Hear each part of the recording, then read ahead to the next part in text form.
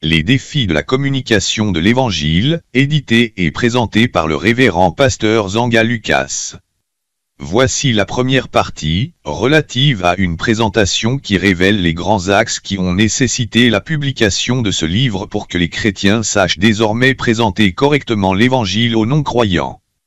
La communication, en fait, n'est pas chose facile, d'autant plus que c'est un art qui s'apprend. Aujourd'hui, elle s'améliore au fur et à mesure de sa mise en œuvre. Sans communication sociale, par exemple, vivre ensemble est impossible.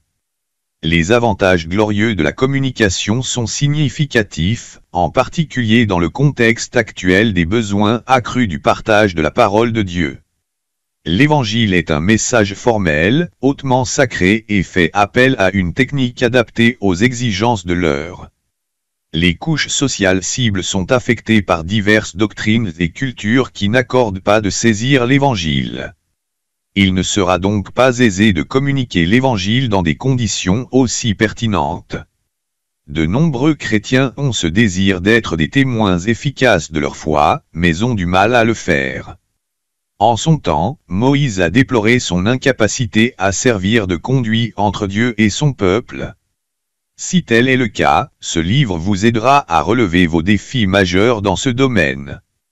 Quand nous étions sans Christ dans le monde, certains d'entre nous avaient l'expérience de courtiser les femmes, même dans un taxi, sans avoir honte. Nous savions démarrer une discussion sans être formés pour cela. Mais aujourd'hui, certains chrétiens ne savent pas comment converser avec les incroyants.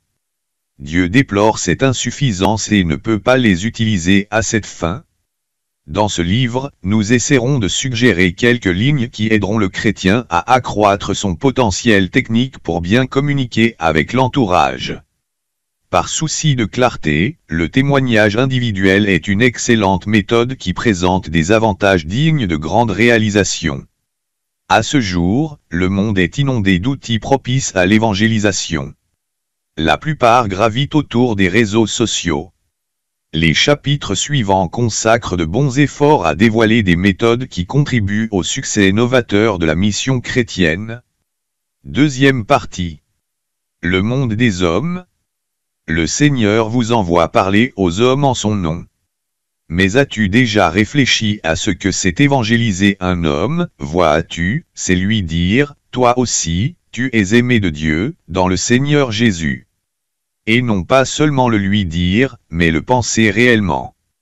Et pas seulement le penser, mais se comporter avec cet homme de telle manière qu'il sente et découvre qu'il y a en lui quelque chose de sauvé, quelque chose de plus grand et de plus noble que ce qu'il pensait, et qu'il s'éveille ainsi à une nouvelle conscience de soi. Tu ne peux le faire qu'en lui offrant ton amitié. Une amitié réelle, désintéressée, sans condescendance, faite de confiance et d'estime profonde. Il nous faut aller vers les hommes. La tâche est immense. Le monde des hommes est un immense champ de lutte pour la richesse et la puissance. Et trop de souffrances et d'atrocités leur cachent le visage de Dieu. Il ne faut surtout pas qu'en allant vers eux nous leur apparaissions comme une nouvelle espèce de compétiteurs.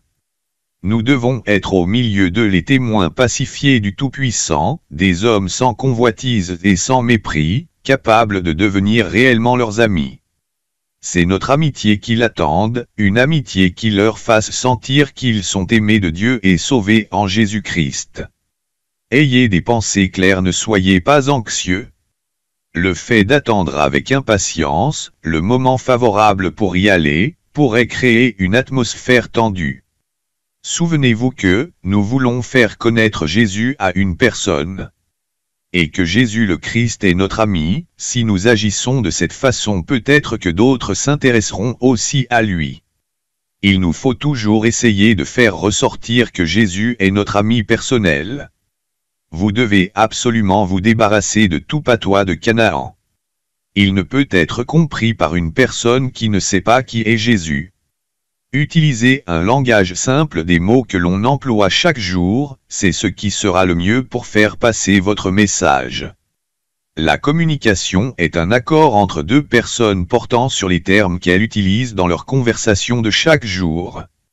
Vous ne devez pas supposer que cette personne connaît déjà la terminologie chrétienne, exemple, l'agneau de Dieu, la grâce, la sanctification, la rédemption, la justification, se mettre à l'écoute de la parole de Dieu, la bénédiction, ce genre de langage ne fait pas partie de son vocabulaire. Souvenons-nous que notre langage puisse avoir un double sens, et un impact dans l'accessibilité. Troisième partie. Les méthodes de communication de l'Évangile. Comment présenter l'Évangile? Dans ce chapitre, nous allons examiner quelques principes qui nous aideront à mieux communiquer notre foi. Puis nous verrons deux styles différents de communication. Voyons quelques conseils élémentaires pour bien communiquer. Le fait de présenter l'Évangile, l'exposer, est la manière normale de révéler notre foi. C'est une introduction en douceur de la vérité biblique dans une conversation, mettant l'interlocuteur à l'aise et éveillant son intérêt. Cela suppose que l'on compte sur le Saint-Esprit pour parler au cœur de la personne, on ne lui fait subir aucune pression. Le fait d'imposer est une attitude énergique et un peu agressive, qui exige une réponse de la part de l'interlocuteur. Cela peut provoquer des réactions de défense et soulever des controverses. C'est essayer de convaincre, en prenant la place du Saint-Esprit, et si ce n'est pas fait dans l'amour, cela rebute les personnes et empêche qu'une bonne relation puisse être établie. Souvent ce n'est pas le message qui est rejeté, mais peut-être la méthode utilisée, ou bien le messager qui s'y prend mal. Nous pouvons passer totalement à côté de notre mission et communiquer un message inexact. Pourquoi ? Parce que nous essayons de transmettre nos humeurs au lieu de laisser le soin au Saint-Esprit d'agir, laissons au travers de nous Dieu agir et faire son œuvre. Ne soyez pas préoccupés par ce qui va se passer au cours de votre entretien, détendez-vous, c'est Dieu qui touche les cœurs et peut convertir les personnes à qui vous témoignez, ce n'est pas vous, laissez-lui toute la place. 2. Exposer, n'imposez pas.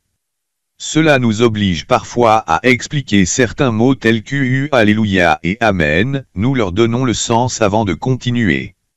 Nous sommes là pour répondre à leurs questions, mais nous devons surtout leur poser des questions qui vont les faire réfléchir. Il en existe des façons professionnelles pour mener une conversation fructueuse. De toute manière, il importe de se laisser inspirer par l'Esprit de Dieu au départ. On ne peut pas adopter le même style de conversation avec toutes les personnes. Vous devez tenir compte de la diversité de ces personnes, selon leur origine, leur culture, les contacts qu'ils ont pu avoir avec d'autres religions, ou d'autres philosophies. Faites d'abord une petite enquête, cherchez à découvrir qui est cette personne. De quel milieu vient-elle, ce qu'elle aime, ce qu'elle n'aime pas, ce qui l'intéresse, ce que sont ses expériences. Manifestez-lui un intérêt sincère. En parlant d'eux-mêmes, les personnes nous donnent de précieuses indications, nous révèlent non seulement qui ils sont, mais aussi où ils en sont. Ils vont certainement apprécier une telle approche, par laquelle ils ne se sentiront pas menacés. Cela vous permettra d'être préparé à faire face à tout ce qui pourra se présenter. Stimuler, éveiller l'intérêt des personnes pour l'Évangile. Il faut d'abord tester le terrain, par des exemples comme celui de la femme samaritaine, à propos de l'eau vive, dans l'Évangile de Jean 4 verset 10. Et aussi celui de l'apôtre Paul à Athènes, c'est ce qu'ont dit aussi quelques-uns de vos poètes. Établissez un lien avec la réalité en présentant l'Évangile d'une manière pertinente. Athènes, un Dieu inconnu. Acte 17 versets 22 à 34. L'Évangile doit avoir un contenu, c'est pourquoi on ne peut adopter l'approche avec la réponse toute faite, ce sont des personnes que nous cherchons à atteindre. Ne jamais répondre à des questions qu'elles n'ont pas posées, mais orienter la conversation qui les amènera elles-mêmes à poser des questions. Des conseils de votre pasteur, d'un ami, de votre responsable spirituel, c'est un travail d'équipe. 4e partie. Évangéliser par Internet et par les réseaux sociaux. Au total, 2020 années se sont déjà passées, les apôtres, envoyés par le Christ et guidés par le Saint-Esprit, ont apporté la bonne nouvelle aux 5 continents en prétendant avoir laissé une énorme quantité de travail à restituer par l'Église qui se sent défiée d'évangéliser le 6e continent, Internet. Convaincus de l'ampleur de ces mots, les plans divins pour Internet sont influencés par un terrorisme sans précédent. En conséquence, les médias sociaux deviennent extrêmement dangereux, voire très chargés de perversité dans un environnement défaillant en termes de sécurité morale et spirituelle. Si l'Évangile n'est pas porté sous la toile pour décourager les comportements criminels, le pire est inévitable. Contrairement au siècle précédent, ce 3e millénaire témoigne d'un contexte particulier dans son univers médiatique, notamment dans l'outil de communication et d'information. C'est un siècle de grands défis médiatiques jamais réalisés. Par exemple, une célèbre plateforme connue sous le nom d'Android, équipée d'applications intelligentes sur les smartphones, influence négativement cette civilisation et condamne ses utilisateurs à la dépravation de la morale. En effet, la Troisième Guerre mondiale avait déjà été prévue plusieurs décennies à l'avance. Mais, malheureusement, laissez-nous savoir qu'elle se fait déjà pratiquer sur l'étendue des réseaux sociaux, notamment dans la diffusion de messages d'intoxication, incitation à la violence, manipulation d'informations, diffamation et cybercriminalité. Cela équivaut à une bombe mortelle de dernière génération. L'Église regrette avec larmes ce qui pourrait arriver. Cependant, elle a l'intention d'intervenir sur cette plateforme pour désamorcer la bombe en diffusant des messages susceptibles de sensibiliser les internautes de se tourner vers le Christ pour leur salut. En vérité, les réseaux sociaux ont été fournis par Dieu pour prospérer les sociétés et non pas de les déstabiliser. L'offre avancée de l'économie numérique est un atout précieux qui doit être soigneusement préservé. Il peut difficilement prospérer dans l'anarchie. Or, les abus auxquels Internet fait face nécessitent une solution divine. D'où l'urgence d'une approche évangélique qui tient compte du contexte social dominant. 5e partie. Le 6e continent dévoilé. Internet est le 6e continent, encore moins, un don de Dieu fait à l'humanité dans le cadre de l'évangélisation et que de nombreux internautes chrétiens ne réalisent pas toujours cette glorieuse opportunité. Mais, cela ne signifie pas qu'il est trop tard pour le comprendre et en saisir la portée. Au regard des hommes d'affaires qui exploitent franchement Internet pour la promotion de leurs entreprises. Internet matérialise le monde entier grâce à sa plateforme informatique et numérique. Du fait de sa facilité d'échange avec la masse d'utilisateurs interconnectés dans ses multiples réseaux, cet atout constitue une véritable plateforme d'évangélisation dans tous les sens. Un espace inaccessible dans le monde réel. Le plus important n'est pas d'abord le succès immédiat, mais un mouvement d'évangélisation continu au cœur des conversations dynamiques. Les chrétiens ont tout intérêt à utiliser cette vitrine en établissant une stratégie de communication du message de la bonne nouvelle de Jésus-Christ. Les progrès de la science et du développement technologique ont transformé ce monde d'une manière réelle et incroyable en un village planétaire. Quelle que soit la distance qui sépare les continents les uns des autres, les hommes et les femmes de toutes classes sont interconnectés par un seul réseau informatique stable et dynamique. Merci beaucoup au Seigneur pour un si grand exploit. Internet est très compétitif avec le monde visible et peut offrir les possibilités étendues de la communication à distance. L'intérêt de Dieu est que sa parole atteint tous les hommes sans exception. Les 5 continents que le globe représente accélèrent l'arrivée des prédicateurs sur le terrain avec l'Évangile. Mais, c'est difficile en raison des coûts de transport élevés. Il suffit qu'avec une moindre connexion sous la toile, disons qu'à 100 francs, nous sommes joignables et pouvons évangéliser en toute discrétion. En bref, l'évangélisation sur Internet a son point de départ dans le monde numérique, mais essaie de transcender ses frontières et de provoquer une rencontre directe avec le monde actuel. L'évangélisation sur Internet doit avoir lieu, être purifiée et renforcée par l'avancement de la science moderne et évangéliser sur Internet nécessite une ouverture au dialogue dans une attitude humble devant tout le monde, non seulement avec ceux qui acceptent la foi, mais aussi avec ceux qui ne la connaissent pas ou qui sont même loin de la comprendre. L'amitié est recherchée sous la toile seconde après seconde par les chercheurs de mariage à un moment où les chrétiens en profitent pour faire connaître leur sauveur grâce à une technologie de pointe des téléphones intelligents Android. 6e partie. Communiquer l'évangile avec les outils de l'heure. Au fil du temps, nous devons discerner en quel temps nous sommes et apprécier les nouvelles méthodes que nous pouvons utiliser pour être plus compétitifs dans la diffusion de l'évangile du salut. Les réseaux sociaux bien connus tels que Facebook, WhatsApp, Yahoo Messenger, Yahoo Mail et bien d'autres offrent des services de messagerie instantanée au public pour encourager la communication directe avec nos amis de l'intérieur ou de l'extérieur. Ordinateur portable, tablette dont l'utilisation nécessite une optimisation adéquate. Jésus nous fait savoir que le monde aimerait ce qui est à lui. Jean chapitre 15 verset 19. Sans aucun doute, les hommes d'affaires exploitent les médias sociaux à travers la création d'entreprises économiques. Certaines personnes nouent des relations qui peuvent aller jusqu'au mariage et ça marche.